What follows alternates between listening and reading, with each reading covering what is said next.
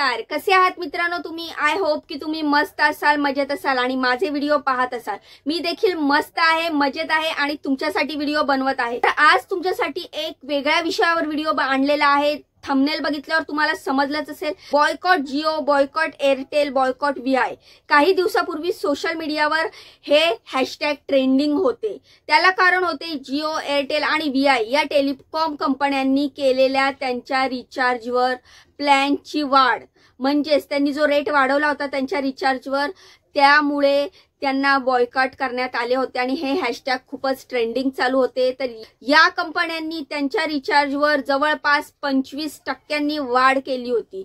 त्यामुळे ग्राहकांकडून या दरवाढीवर मोठी टीका झाली होती। त्यावेळेला या कंपन्यांना बॉयकॉट करा आणि पुन्हा बीएसएनएल कडे चला असे बोलले जात होते। त्यामुळे जिओ, एअरटेल, व्हीआय यांचे बरेच ग्राहक तुटले असून कमी पण झाले आहेत आणि त्यांचे बरेचसे ग्राहक बीएसएनएल कडे वळले आहेत। त्यामुळे बीएसएनएलचे काही महिन्यापूर्वीपासून ग्राहक वाढलेले आहेत। या सगळ्या पार्श्वभूमीवर TRAI म्हणजेच ट्रायने ग्राहकांना परवडावे असे भाववाढीवर आळा घालता यावा यासाठी काही नवीन नियम आखले आहेत। त्यामुळे टेलिकॉम कंपन्यांचे नुकसान होणार असल्याने ह्या कंपन्या ह्या नव्या नियमांना विरोध करत आहेत। तर नेमके ट्रायने कोणते बदल केले आहेत आणि त्यामुळे तुम्हाला, आम्हाला आणि प्रत्येक मोबाईल आणि डेटा वापरणाऱ्यांना, सर्वसामान्य लोकांना कसा फायदा होणार आहे हेच आपण या व्हिडिओत पाहणार आहोत। म्हणूनच व्हिडिओ पूर्ण बघा, शेवटपर्यंत बघा। व्हिडिओला आत्ताच लाईक करा, चॅनलला सबस्क्राइब करा, कारण माझ्या चॅनलवर मी तुम्हाला देत असते लेटेस्ट आणि नवीन अपडेट। सगळ्यात आधी रिचार्ज संदर्भात बदल करण्याची गरज का भासली ते पाहूया। पहिले कारण म्हणजे आपल्या देशात अजूनही 15 करोड लोक फीचर फोन वापरतात। आता तुम्ही म्हणाल फीचर फोन म्हणजे काय? आपण जो आधी डब्बा वापरायचो ना बटनवाला, त्याला म्हणतात फीचर फोन।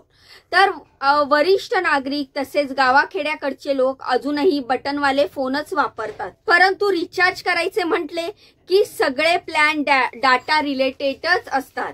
म्हणजे त्यांना गरज नसताना त्यांना फक्त कॉलिंग आणि मेसेज याचीच गरज असते आणि डाटा याचा गरज नसताना देखील त्यांना एकत्र कॉलिंग, मेसेज आणि डेटा याचा एकत्र प्लॅन घ्यावा लागतो। त्यामुळे असे होते की ज्या लोकांना फक्त कॉलिंगचा पॅक टाकायचा असतो त्यांना विनाकारण डेटाचे पैसे द्यावे लागतात। दुसरं सांगते, काही लोकांकडे 2 सिम कार्ड असतात आणि ते चालू ठेवायसाठी त्यांना दोन्ही सिम कार्डला रिचार्ज करावे लागते।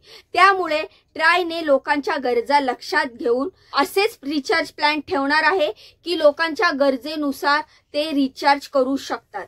तर आता पाहूयात रिचार्ज संबंधित ट्रायने कोणते बदल केले आहेत। तर ट्रायने 3 डिसेंबर पासून नवीन आदेश दिलेला आहे। जे लोक साधा फोन वापरतात, ज्यांना डेटा पॅकची गरज नसते, अशांना फक्त टॉक टाइम आणि मेसेजचे रिचार्ज करता येईल।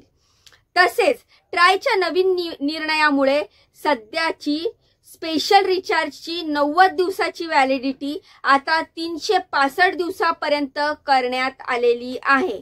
आणखीन एक बदल म्हणजे कंपन्यांना रिचार्जचा जास्त व्हॅलिडिटी ठेवण्याची मुभा ट्राय कडून मिळेल आणि जे छोटे कॉलिंग साठी वाउचर होते, जे 10 रुपयापासून सुरू व्हायचे, तसे वाउचर आता 16 रुपये, 24 रुपये, 33 रुपये अशा ठेवू शकता। ट्रायने जरी हे बदल करण्याचे आदेश कंपन्यांना दिले आहेत, तरी एअरटेल, जिओ आणि व्हीआय या कंपन्या या बदलांसाठी तयार नसताना दुसरीकडे बीएसएनएलने ह्या बदलांना संमती दाखवली आहे।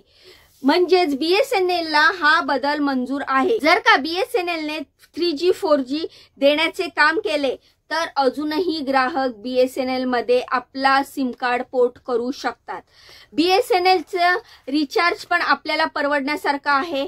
फक्त प्रॉब्लेम काय होतो, थोडाफार नेटवर्कचा इश्यू होतो। पण जर का बीएसएनएलने 3G 4G जर आपल्याला देण्यास सुरुवात केली तर बरेचसे ग्राहक बीएसएनएल मध्ये अजूनही पोर्ट करू शकतात। मी स्वतः सुद्धा करू शकते, कारण BSNLचा जी प्राइस आहे, जी त्यांची किंमत आहे, ती सर्वसामान्यांना परवडण्यासारखी आहे. तर मित्रांनो, ट्रायनी काढलेल्या ह्या नवीन नियमांबाबत तुमच्या काय प्रतिक्रिया आहेत मला कमेंटमध्ये नक्की सांगा. हा व्हिडिओ तुम्हाला कसा वाटला ते देखील मला कमेंट करून सांगा. आणि हो, जायच्या आधी व्हिडिओला लाईक करा, चॅनलला सबस्क्राईब करा आणि भेटूया असाच नवीन महत्त्वपूर्ण माहिती असलेला व्हिडिओ घेऊन पुढच्या वेळेस. तोपर्यंत काळजी घ्या. बाय बाय आणि नमस्कार.